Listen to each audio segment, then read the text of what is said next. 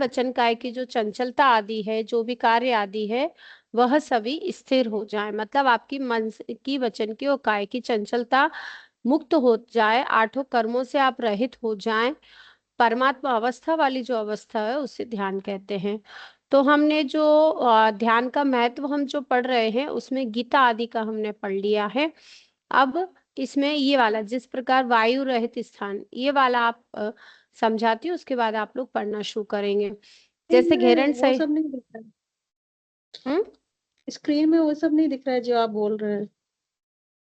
ये है ना। हाँ, स्क्रीन में बस आपकी वो downloads yoga first year ma'am, आपका वो आप सर्च रुको, कर रहे होगे, वो दिख रहा है फोल्डर। ओके, एक मिनट।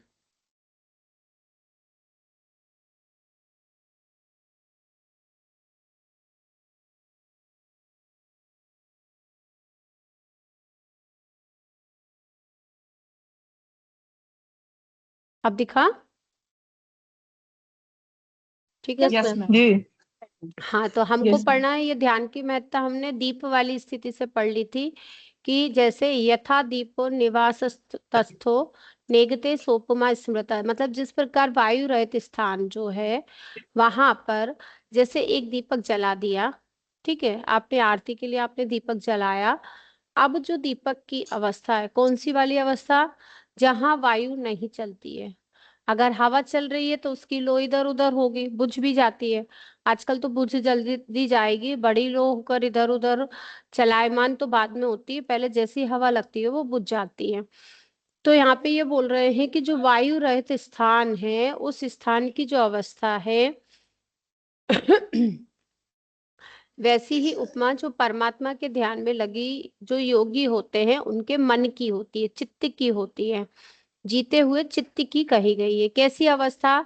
जैसे दीपक होता है, मतलब जब दीपक को हम जलाएंगे और वहां पे कोई भी वायु नहीं आएगी तो वो सीधा एक उसकी लो दिखाई देती है, ना वो इधर चलेगी ना उधर, सिर्फ एक ही लो उसकी ऊपर की ओर जाती हुई दिखाई देती है। ऐसे जो योगी होते हैं जो परमात्मा की भक्ति में लगे रहते हैं और जिन्होंने अपने चित्त को जीत लिया है, जिनका चित्त क्या हो गया है, पूरी तरह से उनके मन में, मतलब उनका अपने चित्त पर, मन पर कंट्रोल हो गया है, तो उनकी अवस्था भी सीधा ऊपर की ओर जाती है, अर्थात उनका मन पूरे समय परमात्मा की अवस्था में, या फिर आत्म तत्व की अवस्था में लीन रहता है। ऐसा यहाँ पे कहा गया है। अब यहाँ से पढ़ना शुरू करिए घेरन संहिता से।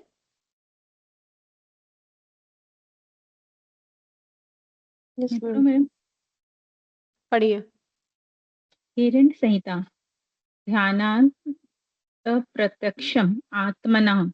ध्यान से अपनी आत्मा का प्रत्यक्ष हो जाता है, अर्थात ध्यान के द्वारा आत्मज्ञान की प्राप्ति होती है। इस प्रकार हम यह समझ सकते हैं कि ध्यान का योग साधना हेतु क्या महत्व है।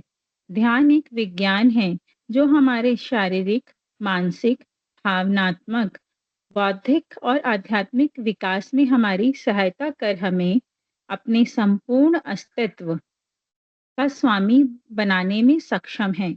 मानव में विभिन्न शक्तियों का समुच्चय उपलब्ध है। प्रत्येक शक्ति के विकास के अपने विधि विधान हैं। इन सभी शक्तियों का संगम ही हमारा जीवन है।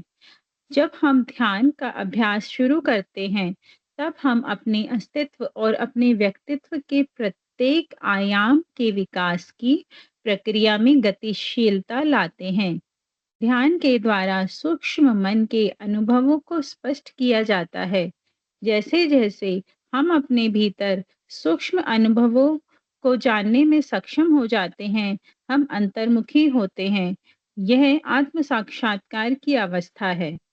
आत्म साक्षात्कार का तात्पर्य यहाँ पर सीधा ईश्वर से संबंध नहीं, वरन स्वयं के अनुसंधान से है। ध्यान अपने आप को पहचानने की प्रक्रिया है।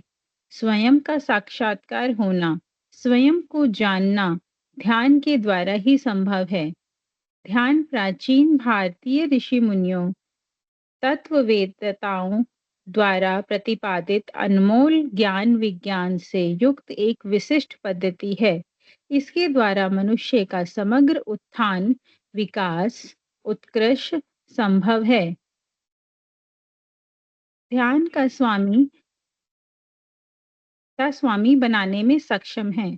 ठीक है, मैं आगे समझा दूं फिर करते हैं। हाँ, तो यहाँ पे ध्यान की जो एक अवस्था होती है कि ध्यान को हम सब सुनते थे, लेकिन उसकी परिभाषा क्या है, मतलब उसके शब्द क्या है। तो सबसे पहले घेरन संहिता क्या बोल रही है, ध्यानम प्रत्यक्ष आत्मनः, मतलब आत्मज्ञान की प्राप्ति होना ही ध्यान है। ध्यानात आत्म प्रत्यक्षम आत्मना, मतलब आत्मज्ञान की जो प्रत्यक्ष प्रतीति हो गई वही ध्यान है। इस प्रकार हम समझ सकते हैं कि ध्यान का योग साधना है तो क्या महत्व है। ध्यान से जब हमने अपनी आत्मा का प्रत्यक्ष हो जाता है तो ध्यान क्या है। ध्यान एक विज्ञान है। कैसा विज्ञान है। ध्यान एक ऐसा विज्ञान है जिससे हम अपने शारीरिक, मानसिक, आध्यात्मिक, बौद्धिक, भावनात्मक सारी जो हमारे विकास रुका हुआ है, जो हमारी यात्रा है, हम उस यात्रा को ध्यान के द्वारा पूर्ण कर सकते हैं। हम अपने संपूर्ण अस्तित्व का स्वामी बनने में सक्षम है, मतलब हम अपने संपूर्ण अस्तित्व को क्या बना लेते हैं, अपने मन के अनुसार, जैसा हमारा चिंतन है उसके अनुसार हम ध्यान के माध्यम से बना सकते हैं। मनुष्य जब विभिन्न शक्तियों का समुच्चय उपलब्ध है, मनुष्य में क्या है, अनंत शक्तियां हैं, और उन शक्तियों का हम पूरा शब्द ना करके मैं ऐसे समझा देती हूँ कि जो हमारे अंदर अनंत शक्तियों का पिंड है, अनंत शक्ति हमारी आत्मा में विराजमान है, और उन शक्तियों को हम अपने दैनिक कार्य आदि में, गृहस्थ में, या अपने जीवन के चक्र में हम उन सबको भूल जाते हैं। लेकिन जो ध्यान अभ्यास है उससे क्या होता है, शक्तियों का संगम ही हमारा जीवन है, मतलब ये बोल रहे हैं जो शक्तियों का संगम हो जाता है यही हमारा जीवन है। और ये हम सबको कैसे प्राप्त होता है, जब हम धीरे धीरे ध्यान का अभ्यास शुरू करने लगते हैं तो जो हमारा अस्तित्व है, जो हमारा व्यक्तित्व है, उसके जितने भी आयाम है, उसके जो पायदान है, जो उसके लिए आवश्यक है, उन सब का हमारे उसमें विकास होने लगता है। यही ध्यान की एक प्रक्रिया है। ध्यान के द्वारा क्या होता है, जो हमारा मन है, जो हमारे अनुभव है, जो हमारी शक्तियां हैं, जो हमारी सूक्ष्म अवस्था है, जो हमारा स्वभाव है, जो गुण है, जो हमारी अनंत काल से हमारी आत्मा के जो संस्कार हैं, उन संस्कारों को हम जान लेते, क्योंकि हम कैसे हो जाते हैं, अंतर्मुखी होने लगते हैं। जब हम हमारी आत्मा का साक्षात्कार करने लगते हैं, जब हम उस अवस्था में पहुंच जाते हैं, तो हम आत्मा की समस्त शक्तियों को, समस्त पावर को अच्छे से जान लेते हैं और समझ लेते हैं। अब यहाँ पे बोल रहे हैं कि आत्म साक्षात्कार का तात्पर्य क्या है।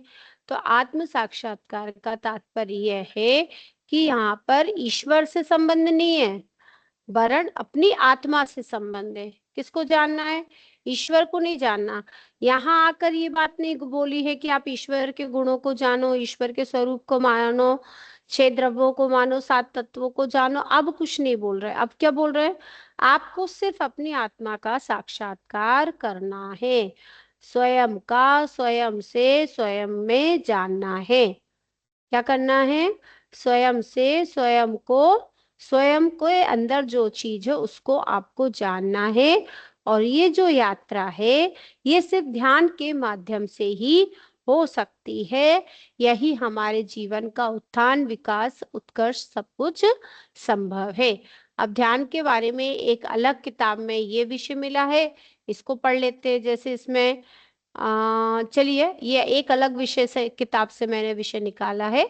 तो ध्यान जो हमने पढ़ लिया, मतलब हमारे लिए पूरा हो गया कि वेदों में परिभाषा क्या है, ध्यान का तात्पर्य क्या है, ध्यान की व्युत्पत्ति कैसे हुई, और ध्यान का महत्व क्या है। इतना आपके प्रश्न के लिए, एक प्रश्न के लिए मैटर काफी है। लेकिन हमको क्या करना है, प्रश्न के उत्तर के लिए नहीं पढ़ना, हमको ध्यान की समग्रता को जानना है ना। और जितना हमने जान लिया, फिर हमको थोड़ा और रिसर्च कर कर और ये निकालना है कि अन्य दर्शन में ध्यान शब्द के लिए क्या शब्द आया है, वो किसको ध्यान बोलते हैं। जैसे बौद्ध में आप देखेंगे निर्वाण शब्द दिया है ना। समाधि नहीं दी, मोक्ष नहीं दिया, वहां निर्वाण दिया है। तो उस अवस्था का नाम क्या है, उसका डिटेल क्या है। तो इस तरह से ये एक शोध के विषय रहेंगे। अभी हमको ध्यान फिर से एक बार और सोचना है कि क्या ध्यान हो सकता है। अभी आपको क्या करना है, जैसे हम बच्चों को अलग अलग तरीके से, पहले हमने 1 से 15 तक स्पेलिंग दे दी, फिर हम कर दे, तो ये ध्यान के लिए मैं आपको अलग अलग विषय दे रही हूँ। ये आपने वेदों के अनुसार पढ़ लिया, अभी ये पढ़ लिया, कल मैं आपको जैन दर्शन ध्यान के बारे में क्या बोलता है, वो मुनि श्री ने ध्यान को कैसे व्याख्या की है, कैसे उन्होंने उसका विस्तार दिया है, वो बताऊंगी। फिर एक जैन दर्शन का पूरा ध्यान है, अशुभ ध्यान, अशुभ ध्यान, आर्तरौद्र, धर्म, शुक्ल, ये चारों में बांट के उसकी क्या परिभाषा दे रहा है। तो इस तरह से हम ध्यान की समग्रता को नहीं तो उसके कुछ अंशों को हम जान और समझ सकते हैं। ठीक है, पढ़िए, अभी ये वाले पढ़ेंगे ध्यान वाले आगे से, फिर इसको करके हम आगे बढ़ते हैं। कौन पढ़ रहा है? मैं पढ़ती हूँ। ध्यान। जब कोई व्यक्ति अपने मन मस्तिष्क की शांति के लिए अपने मन को स्थिर कर भटकने से रोकता है तो उसे ध्यान कहते हैं। ध्यान मोक्ष से पूर्व की अवस्था मानी जाती है। ध्यान क्रिया अष्टांग योग का 7वां अंग है। ध्यान के माध्यम से हम आत्म साक्षात्कार होते हैं। अगर सीधे शब्दों में बोलें तो ध्यान मोक्ष का द्वार है। ध्यान योग हमारे लिए मोक्ष का द्वार खोलता है। ध्यान की जरूर पृथ्वी के हर जीव को है। ध्यान की जरूरत पृथ्वी के हर जीव को है, चाहे वह लौकिक जीवन जी रहा हो या फिर अलौकिक जीवन जी रहा हो। ध्यान को सभी दर्शनों व संप्रदायों में श्रेष्ठ माना गया है। ध्यान के कई प्रकार हैं। हमें स्वस्थ जीवन जीने के लिए अपने अपने सुविधा अनुसार ध्यान क्रिया को अपने जीवन में अपनाना चाहिए। ध्यान के माध्यम से आप कोई भी कार्य कर सकते हैं। हमारे कई महापुराणों में ध्यान के माध्यम से कई महान कार्य किए हैं। ध्यान शब्द की व्युत्पत्ति ध्येयतायाम धातु से मानी गई है। ध्यान का तात्पर्य है आत्मचिंतन और आत्म साक्षात्कार होना।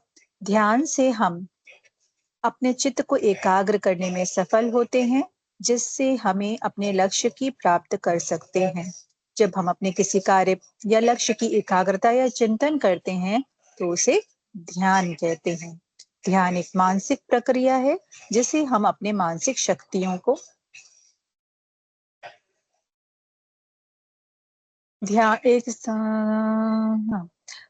एक स्थान पर केंद्रित करते। ध्यान क्रिया को लेकर अलग अलग विशेषज्ञों का अपना अलग अलग मत है। जब हमारी आत्मा चित्त से भिन्न ना रहे और चित्त चेतन से युक्त हो तो समझ लेना कि आप ध्यान क्रिया में की सही दिशा में जा रहे हैं।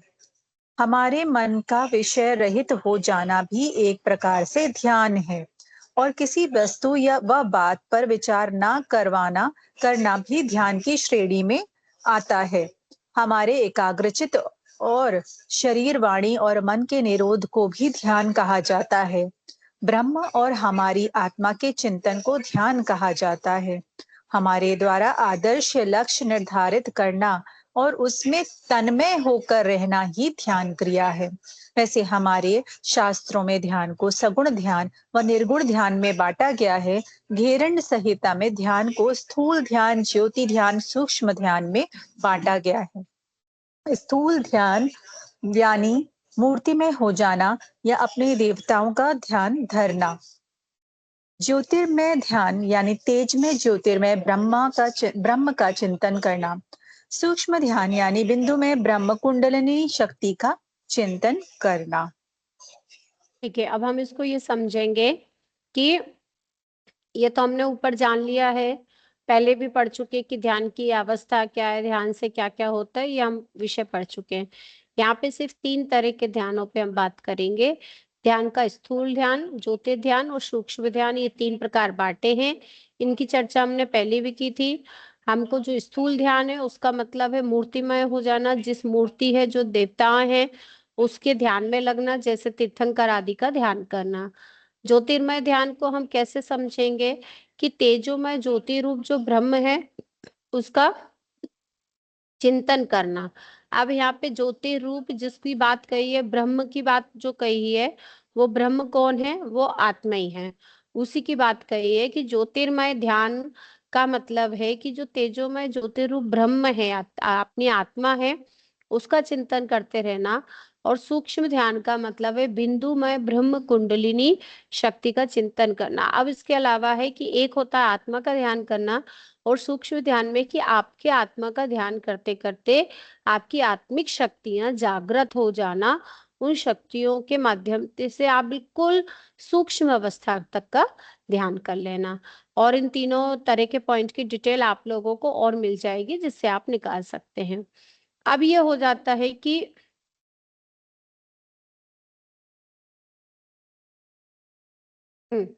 यहाँ से आप लोग आगे पढ़ेंगे। मन के तत्व को समझ लेना ही ध्यान है। पहले ये पढ़िए, फिर इसको भी डिक्टेट करते हैं। चलिए, ये चैप्टर पूरा, ये वाली पीडीएफ पूरी हो जाएगी। इसको पढ़ना शुरू करिए, अपने मन के तत्व का को। कोई और पढ़ना चाहेगा? किसी और को पढ़ना है? पढ़िए। अपने मन के तत्वतः को समझ लेना ही ध्यान होता है। जब हम ध्यान करते हैं तो हमें ध्यान में ध्येय की प्राप्ति होती है। ध्यान से हमारे क्लेशों का नाश होता है। ध्यान, धारणा और समाधि को संयम कहा गया है। संयम की स्थिरता से प्रज्ञा की दीप्ति का उदय होता है। जिस प्रकार से वायु रहित स्थान में दीपक का प्रकाश फैलता है, ठीक उसी प्रकार ध्यान का नियमित अभ्यास भी हमें आत्मशुद्धि की ओर लेकर जाता है। ध्यान एक प्रकार से विज्ञान है जो हमें शारीरिक, मानसिक, भावनात्मक और बौद्धिक रूप से संपूर्ण और सक्षम बनाता है। हमारे समाज में विभिन्न शक्तियों का समुच्चय उपलब्ध है। हर शक्ति के विकास का अपना अपना तरीका है। इन सभी शक्तियों का संगम ही, अप डाउन हो रहा है क्या? कहाँ चला गया? इन सभी शक्तियों का संगम ही हम सभी का जीवन है। जब हम ध्यान को अपनी दिनचर्या में शामिल करते हैं तो हमारे व्यक्तित्व में विकास की प्रक्रिया गतिशील होती है। जब हम ध्यान के माध्यम से आत्म साक्षात्कार करते हैं तो इसका संबंध ईश्वर से नहीं बल्कि हमारे स्वयं के अनुसंधान से है। ध्यान हमें हमारी पहचान बताती है। ध्यान क्रिया से ही स्वयं को जान पाना संभव है। ध्यान से हम अपनी आत्मा तक पहुंच सकते हैं। आज स्वस्थ और तनाव मुक्त जीवन के लिए सिर्फ ध्यान यानी मेडिटेशन सबसे अच्छा विकल्प है। ठीक है, तो अब इसको क्या बोल रहे हैं? ध्यान को आप, वैसे तो कोई कठिन नहीं है, हम सब जान ही रहे हैं कि जब हम अपने ध्येय में निश्चिंत हो जाते हैं, जब हमारा ध्येय की प्राप्ति के लिए हम एक दिशा में लग जाते हैं। जैसे अब हमको पहाड़ चढ़ना है, ठीक है, पहाड़ पे जो झंडा है, उस झंडे पे हिमालय पे लोग चढ़ते हैं और वहां पहुंचकर अपना एक झंडा वहां स्थापित कर देते हैं। तो ये मान लो कि अब हमने हमारा ध्येय बन गया कि हमारा ध्येय क्या है, कि हमारा ध्येय हो गया कि आत्मा की मुक्ति हमें करना है। अब हम उसी ध्येय की प्राप्ति के लिए उसी लक्ष्य को हम बार बार धारण कर रहे हैं, उसी को हम बार बार बोल रहे हैं। जो ध्यान, धारणा, समाधि, ये जो तीनों चीजें हैं, ये बात हमने पहले भी पढ़ ली है कि ये सब चीजें ध्यान की होती है। जो लाइनें हैं वो रिपीट ही हो रही हैं, है ना। अब यहाँ पे जो एक बात आई है कि शारीरिक, मानसिक, भावनात्मक, बौद्धिक रूप से जो सक्षम बनाता वही ध्यान है। इसमें जो अनंत शक्तियां हैं वह सभी उपलब्ध होती हैं, और हमको ध्यान को हमारे जीवन में स्थापित करना चाहिए। जब ध्यान के माध्यम से हम आत्म साक्षात्कार कर लेते हैं तो उस समय, अभी मैंने ऊपर भी समझाया था कि उस समय हम ईश्वर से नहीं जुड़ते बल्कि हम अपने आप से जुड़ते हैं। जिस दिन हम अपने आप से जुड़ गए उस दिन हमारी ध्यान की यात्रा पूर्ण हो जाती है। तो ध्यान हमें क्या करता है? ध्यान हमें पहचान दिलाता है, स्वयं को समझाने में सफल बनाता है। ध्यान से हम अपनी आत्मा को भी आत्मा को भी प्राप्त कर सकते हैं, साथ ही स्वस्थ जीवन, तनाव मुक्त जीवन, इनको भी हम बहुत अच्छे से पा सकते हैं। तो अब मैं इसमें बहुत ज्यादा समय नहीं ले रही हूँ। एक चीज यहाँ पे देख लेंगे कि ध्यान के और कौन कौन से लाभ हैं। जैसे मेडिकल और मनोवैज्ञानिक लाभ होते हैं। मनोवैज्ञानिक क्या होते हैं? बेहतर स्वास्थ्य हो गया, शरीर की रोग प्रतिरोधक शक्ति में जो जो हमारी बोलते हैं ना इम्यूनिटी, वो स्ट्रोंग हो गई ध्यान करने से। जब वो मजबूत हो जाती है तो हमको रोग भी कम होते हैं। ये जो बेहतर स्वास्थ्य है, शरीर की रोग प्रतिरोधी शक्ति में वृद्धि करना, रक्तचाप में कमी आना, तनाव में कमी आना, स्मरण शक्ति की वृद्धि होना, वृद्ध होने की गति में कमी होना। वृद्ध होने की गति से कमी का मतलब बुढ़ापा देरी से आना। बुढ़ापा देरी से आना। अब कितने लोग चाहते हैं कि बुढ़ापा जल्दी आए, कोई सोचते आए ना तो अच्छा है।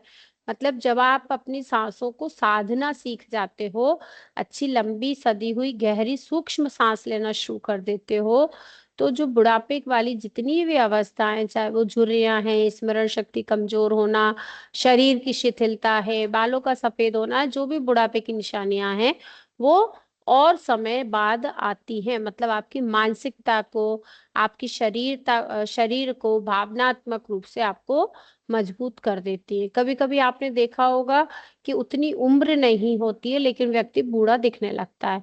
क्यों?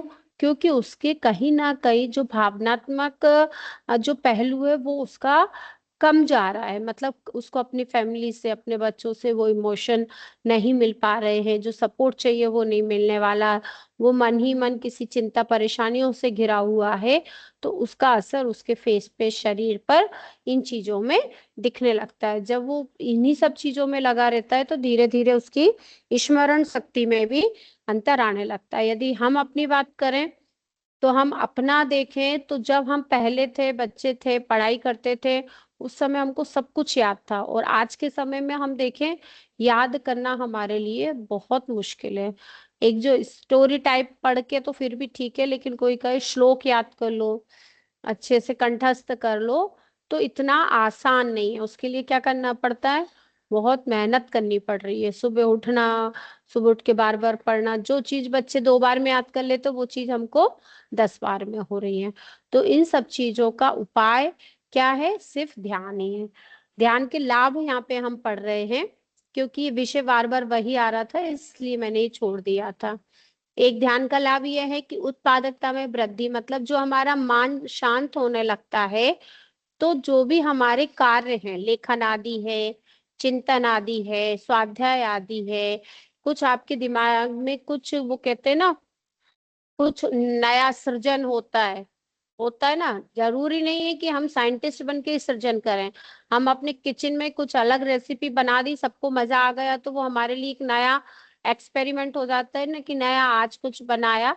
हालांकि अब यूट्यूब के जमाने में हम अपना दिमाग नहीं लगाते, जो बनाना हम यूट्यूब से पूछ के बना लेते हैं। तो अपने मस्तिष्क को, अपने अंदर जो एक मतलब कहते हैं ना सृजनात्मकता है, तो उसका भी विकास आप ध्यान के माध्यम से कर सकते हैं। ठीक है। आत्मज्ञान की प्राप्ति होना। ध्यान से हमको क्या होता है? हमारा आत्मज्ञान, आत्मिक ज्ञान हमको मिलता है।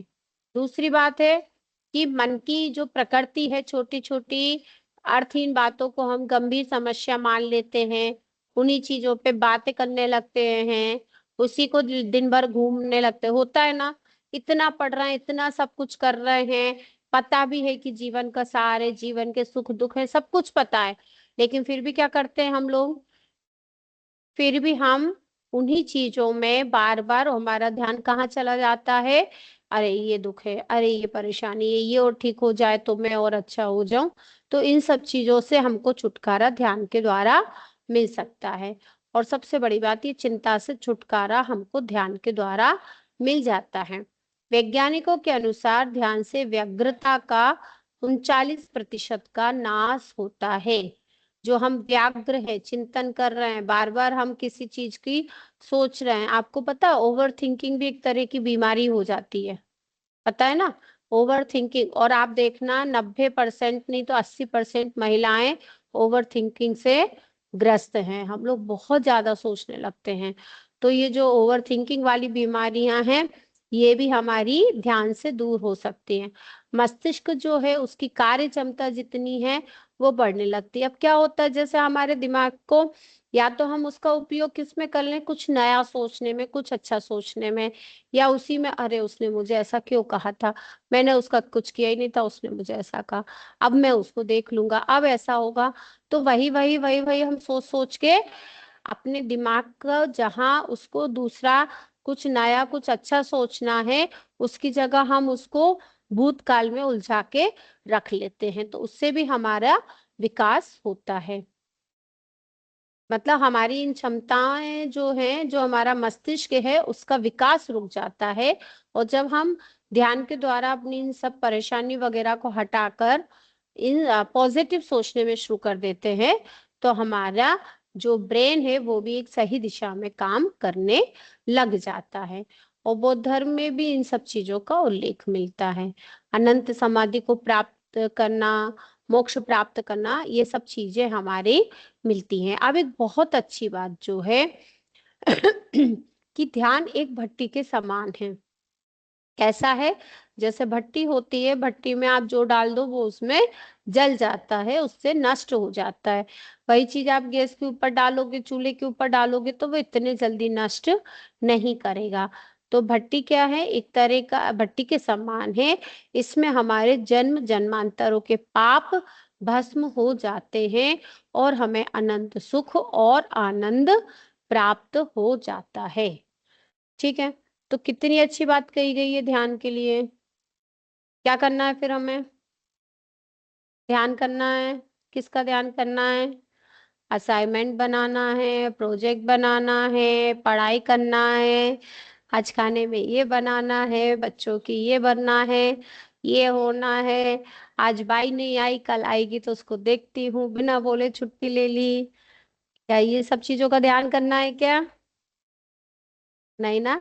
हमको ये हमारा, देखो ये हमारा चलता रहेगा, ये कभी खत्म नहीं होगा। इनसे हटकर हमको अपनी आत्मा का ध्यान करना है। ठीक है? तो इतना विषय आज हमने पढ़ लिया। अब कल आपको मैं जैन धर्म का के तरफ से, जैन धर्म का दो तरह का ध्यान है, एक जो ग्रंथों में हमको मिलता है उस हिसाब से पढ़ेंगे, और एक जो मुनिश्री ने ध्यान की बहुत बारीक बारीक परिभाषाएं दी है, बहुत गहराई से जो समझाया है। मुनिश्री के जो 8 अंग है ना, अरहम के अष्टांग अंग, जो अरहम अष्टांग योग जो ग्रंथ है उसमें 8 अंग बताए। तो उसका अंग है पहले ध्याता और ध्यान के ध्यान बोल अंग। दिया। अब जो ध्याता को बता दिया कि ध्याता कैसा होना चाहिए, फिर उनने पूरी बात योग के 8 अंगों में सिर्फ ध्यान की ही बात की है। ध्यान का काल कैसा होगा, ध्यान की रीति कैसी होगी, ध्यान का क्षेत्र कैसा होगा, ध्यान का विषय क्या होगा, ध्येय क्या होगा, ध्येय से क्या होगा, तो उसको भी हम पढ़ाएंगे, ताकि आप एक आपको ये समझ में आ जाए कि एक्चुअल ध्यान क्या है, हमको किस ध्यान में जाना है। हालांकि आप देख लो, वेदों को भी आपने पढ़ लिया, वेदों की परिभाषाएं भी आपने पढ़ ली, कहीं भी आपको ऐसा नहीं लग रहा होगा कि जैन दर्शन से अलग कुछ विषय है, नहीं है ना। सभी में एक ही बात कही, योग के लिए भी वही बात कही गई है, वही बात ध्यान के लिए कही गई है। ठीक है ना? तो इतना विषय हो गया। अब किसी को कुछ पूछना है क्या? फिर आज हम क्लास लीव करेंगे, बाकी कल से हम नया विषय उठाते हैं। अभी किसी को कुछ पूछना है? जैन दर्शन वाली पीडीएफ भी आपने भेजी क्या मैम? मैं देख नहीं पाई। मैं कल पढ़ाती हूँ, पढ़ाने के बाद भेज दूंगी, क्योंकि पहले से भेज देती हूँ तो उसकी उपयोगिता कम हो जाती है। पहले मैं थोड़ा पढ़ाऊंगी, जब पढ़ा के फिर आपकी भूख बढ़ाऊंगी कि हाँ अब हमको चाहिए। जब भूख बढ़ जाती है ना, तो फिर खाना खाने में मजा आता है। ठीक है? तो फिर बता मैम एक दूंगी। क्वेश्चन और है। कोई? जी, मैम एक क्वेश्चन है। भेज देंगे ना आप जो भी पढ़ा है। एक एक करके बोलिए। ठीक है, मैं निधि बोल जी देती आप बोलिए, हाँ बोलिए। हूँ। मैम आपने असाइनमेंट में जो लॉन्ग क्वेश्चन में फर्स्ट क्वेश्चन है ना, विभिन्न दर्शन अनुसार इतिहास बताएं योग का। तो मैम हमने परिभाषाएं वाले क्वेश्चन में सारी परिभाषाएं लिख दी, तो अब इतिहास को हमको कैसे वही बताना? इतिहास होता है, वही इतिहास होता है। वही इतिहास है। परिभाषा से मतलब कि आप, इति प्लस हास मतलब जो उसके बारे में लिखा गया है। मतलब उन जो व्याख्याकार हैं जो वेदों में उसकी एक परिभाषा के बाद और थोड़ा सा डिस्क्रिप्शन दिया होगा ना, थोड़ी व्याख्या दी होगी, हाँ वही हाँ इतिहास होता है। इतिहास शब्द इसलिए यूज हुआ है क्योंकि ये जो वैदिक काल की बातें आ गई, उपनिषद की बात आ गई, पुराणों की बातें आ गई, तो ये अपने आप में एक इतिहास ही है। ठीक है। ठीक है। और नम्रता जी आप बताइए क्या बोल रहे हैं। ये जो अभी आपने पढ़ा है इसका जो मिल जाएगा ना पूरा पीडीएफ। ये मैं भेज चुकी हूँ, अभी आपकी आवाज नहीं आ रही, और ये वाला पीडीएफ में भेज चुकी हूँ। मिल गया ना आप लोगों को। जी। यस हम्म, हाँ प्रीति जी क्या बोल रहे हैं आप। मैं पूछ रही थी मैम कि ध्यान, जैसे कि अभी डिफरेंट वो बताए हैं परिभाषा या डिफरेंट उसमें बताया है कि हमें ध्यान करके अपना ध्येय सेट करना चाहिए और फिर मन लगाकर उस पे ही काम करना ध्यान कहलाता है। फिर ध्यान बोल रहे हैं अपनी आत्मा का निरीक्षण करना या अपनी आत्मा को जानना भी ध्यान है। और फिर मतलब हमें आपका ध्यान में प्रश्न क्या है, आपका प्रश्न क्या है, आप वो बताएं सिर्फ। मतलब ध्यान डिफरेंट डिफरेंट तरीके से बोला हुआ है, तो मैम ध्यान जो है शांति से बैठ नहीं करके। बोला, नहीं बोला, डिफरेंट तरीके से बोला ही नहीं है। मैं तो आपको शुरू से एक ही चीज बता रही हूँ, ध्यान कर लिए सिर्फ एक ही चीज बोली है मुक्ति, मन वचन काया की चंचलता को खत्म करना, कर्मों को खत्म करना, शांति से बैठने को ही ध्यान बोला है। यहाँ तक कि उनने ये भी बोला है जो ध्यान, देखो दो स्टेज बताई है। एक स्टेज ये है कि अब आप ध्यान से बैठ गए तो जरूरी तो नहीं है आपका मन लग ही चुका, तो उसके लिए आपको बोला है कि आप पहले पद का ध्यान करो, मंत्रों पे ध्यान करो, किसी तीर्थंकर का ध्यान करो, किसी उस पे ध्यान करो। ये प्रोसेस है कि आप इस तरह से अपने मन की चंचलता को रोक सकते हो। ठीक है। लेकिन जो ध्यान की अवस्था उसमें तो यही बोला है ना, आप ईश्वर, जब उन्होंने साफ साफ, हम ऊपर 3-4 बार ये लाइन पढ़ चुके, उन्होंने ये तक बोल दिया कि आपको तो ईश्वर का भी ध्यान नहीं करना।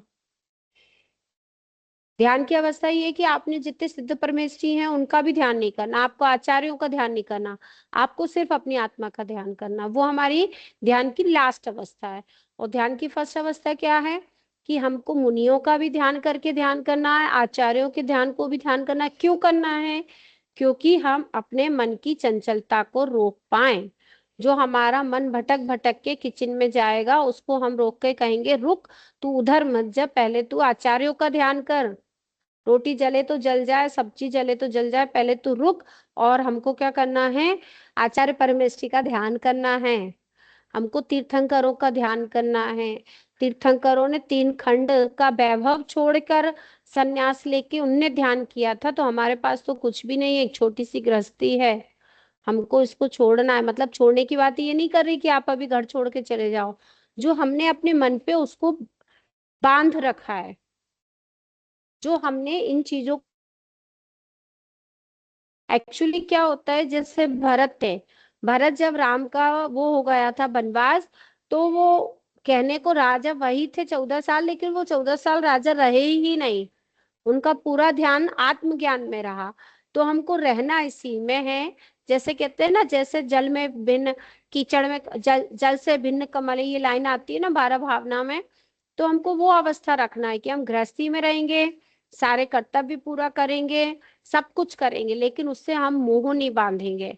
उसमें हमारी मन, मतलब हमारा जो मन जो डूब रहा है उसमें नहीं डुबोना है, हमारे मन को हमको भगवान में डुबोना है। तो वही बात है कि किसी ने कोई अलग बात नहीं कही है। ये चीज मैं बार बार बोल रही हूँ, चाहे योग की बात हो या ध्यान की, सिर्फ शब्द सबने अलग लिए हैं। जैसे आज मैं आपसे एक ही सेम क्वेश्चन करूंगी, तो आपके दिमाग में जो शब्द आप आएंगे वो आप बोलेंगी, जो प्रीति जी के शब्द आएंगे वो अलग बोलेंगे। तो सबके शब्द अलग हो गए, सबकी दिशा अलग हो गई। लेकिन ध्यान की एक ही बात है, सिर्फ मुक्ति। अगर पूरा नहीं समझना हो तो विचारों से मुक्ति, बस। हर तरह की बोली पूरी शून्यता, हमने परिभाषा में पढ़ी थी ना, शून्यता की अवस्था, कुछ है ही नहीं है उसके आगे। ठीक है। और किसी को कुछ पूछना था? स्वाति जी आप कुछ पूछ रही थी। नहीं मैम, मैंने नहीं पूछा। किसी को और कुछ पूछना है? प्रीति जी, आप सेटिस्फाई हो गई आंसर से? जी जी मैम, थैंक यू मैम। ठीक है, मैम ओके। एक और चीज, जब हम एक बार ध्यान करने बैठे तो हम पहले मंत्रों से किया, उस पे जो हम प्रयास हमारा कंप्लीट हो गया, फिर हम तीर्थंकरों पे आए, फिर हम आत्मा का ध्यान किए। तो हाँ, ये देखिए, एक पिंडस्थ, पदस्थ, रूपस्थ, ये 3 तरह के ध्यान के प्रकार हमको इसीलिए बताए हैं। 4 हैं, पिंडस्थ, पदस्थ, रूपस्थ, ये चारों। रूपातीत, रूपातीत, रूप को छोड़ के, रूप से हट जाओ आप, वो चौथी अवस्था है जिसमें हम अभी पा नहीं सकते, हमको उसमें जाने के लिए समय लगेगा। ठीक है, आनंद आ रहा है आप लोगों को? पढ़ने में अच्छा लग रहा है? जी मैम, जी मैम। समझ आ रहा है? हाँ, मैम टॉपिक भी अच्छा है पढ़ और नहीं रही है। मतलब टॉपिक बहुत एक्सप्लेनेशन भी अच्छा है। इंटरेस्टिंग है। ये कह रहे नो स्टडी नो कंफ्यूजन, कुछ नहीं पढ़ रहे हैं। क्यों नहीं पढ़ रहे हो? चौका महाराज जी, माता जी, बिहार भैया, कोई वृत्ति। बात नहीं, कोई बात नहीं, वो भी आप एक तरह का धर्म ध्यान ही पाल रहे हो, वो भी करो, लेकिन क्लास में बैठे हो उतना ही काफी है। बाकी आप लोग इंटरेस्ट से पढ़ते हैं उतने ही काफी है। अब आज का हमारा समय हो गया, कल हम बहुत अच्छा, कल का विषय ऐसा है, अभी मैं सेकेंड ईयर वालों को भी वही पढ़ा रही हूँ, तो पता है मैं उन लोगों को श्लोक याद करा रही हूँ, मतलब पूरे श्लोक बोल बोल के बच्चों जैसे याद करवाती हूँ। उनको टेस्ट दे रखा है कि मैं आपसे सुनूंगी, क्योंकि उनके कोर्स में भी है इसलिए। तो पूरा उसकी एक एक लाइन, मतलब ऐसा लगता है मुनि महाराज पहले ध्यान कर लिया उन्होंने, 2-4 साल ध्यान करके आके फिर उन्होंने ये लिखा था। तो कहते हैं ना, ऐसा होता है ना, जैसे तीर्थंकरों ने जो शुक्ल ध्यान की अवस्था पाई, जो मुक्ति पाई, वो हमें बता ही नहीं पाए, उन्होंने तो पाया और वो चले गए, है ना। अब गौतम गंधर्व से भी हमको कब मिला केवल ज्ञान? जब मुनि, मतलब जब तीर्थंकर को केवल ज्ञान था, वो विषय गौतम गंधर्व ने हमको दिया, लेकिन जो मोक्ष वाली बातें थी वो तो उन्होंने भी नहीं दी, है ना। तो ये होता है कि अब ये मेरे मन के भाव हैं, वो बता रही हूँ कि अब जिसको होगा, जैसे अब हम मुनिषी से पूछें कि आपने उस दिन 5 घंटे ध्यान किया था, क्या किया था, वो कहेंगे कर लेना, वो कुछ बोलेंगे नहीं, नहीं बोलेंगे ना, ऐसे ही बोलेंगे ना, आप करके देखो, आप अभ्यास करके देखो। तो ध्यान जो है वो कोई बताएगा नहीं, लेकिन ये जो मुनिश्री ने जो बातें लिखी है ना, उसमें ये है कि हाँ, उनने जो 3-3 दिन का, 4-4 दिन का ध्यान किया है, उनके जो विचार थे, जो दिमाग में चलता था, उन चीजों को उन्होंने यहाँ लिखा है। तो पढ़ने में बहुत इंटरेस्टिंग विषय आता है। तो कल से तो और आप लोग टाइम पे आना, अच्छा विषय चलेगा। इसको हम 2-3 दिन आराम से पूरा आपको पढ़ा दूंगी, जैन दर्शन का ध्यान, ताकि आपको जो ध्यान पे एक जो दृढ़ता, आस्था है, वो और अच्छी बन जाएगी। ठीक है, चलिए फिर कल मिलते हैं समय पे, सब लोग ज्वाइन कीजिएगा। ओम रम नमः। एब्सेंट नहीं होना है कौन कल सी किसी को, पुस्तक में उल्लेखित है? कुछ भी नहीं हम करो, कौन आप सी बुक रेफर बेफिक्र रहो, करेंगे? वो मैं सब कर दूंगी, अभी आप बिल्कुल बेफिक्र रहो। ठीक है, कल पढ़ाऊंगी, पढ़ाने के बाद आपको दे दूंगी, पहले से दूंगी नहीं, 2 दिन भूख पढ़ाऊंगी, जब बहुत तेज भूख लग जाएगी तब दूंगी, ताकि आपका इंटरेस्ट और अच्छा बना रहे। ठीक है, चलिए, हाँ, ओम रम नमः। Thank you ma'am.